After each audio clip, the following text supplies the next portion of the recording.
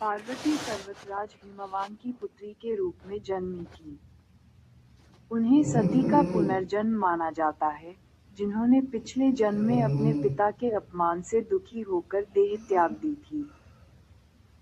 इस जन्म भगवान शिव को फिर से पति रूप में प्राप्त करना।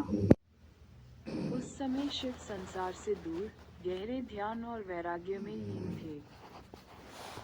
उन्हें न विवाह की इच्छा थी, न किसी सांसारिक संबंध की। देवताओं को एक असुर का वध करवाना था, जो केवल शिव पुत्र से ही संभव था।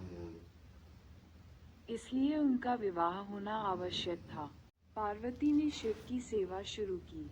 वह प्रतिदिन फूल चढ़ाती, आश्रम को सजाती और शांत भाव से उनकी आराधना करती। लेकिन शिव ध्यान में लीन रहे और उन्होंने कोई प्रतिक्रिया नहीं दी।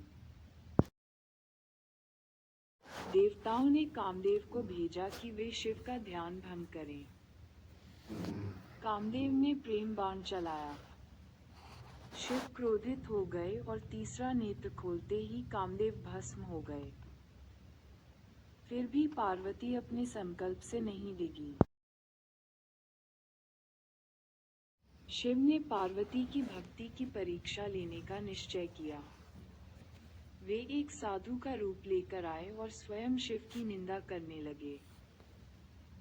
पार्वती ने तुरंत विरोध किया और कहा, मैं शिव को ही अपना पति मान चुकी हूँ।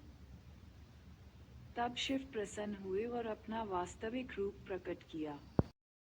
पार्वती की अटूट भक्ति से प्रसन्न होकर शिव ने विवाह स्वीकार किया। देवताओं ने दिव्य विवाह की तैयारियां शुरू कर दी।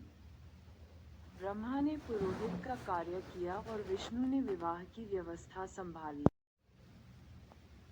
शिव की बारात बहुत विचित्र थी। इसमें देवताओं के साथ उनके गण, योगी, भूत प्रेत और अलौकिक साथी भी शामिल थे। पार्वती का परिवार ये देखकर पहले घबरा गया, क्योंकि दूल्हा एक विरक्त योगी जैसा दिखता था। अंततः सभी वैदिक विधियों के साथ शिव पार्वती का विवाह संपन्न हुआ। ये केवल एक विवाह नहीं, बल्कि सृष्टि के दो तत्वों का मिलन था।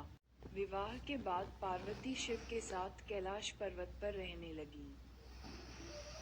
वहां उन्होंने तप और परिवार दोनों का संतुलित जीवन जिया। उनके दो पुत्र हुए, गणेश और कार्तिकेय, जिन्होंने देवताओं की सहायता की। ये कथा केवल प्रेम की नहीं, बल्कि संतुलन की कहानी है। शिव, ध्यान, शांति और वैराग्य के प्रतीक। पार्वती, शक्ति, सृजन और भक्ति की प्रतीक।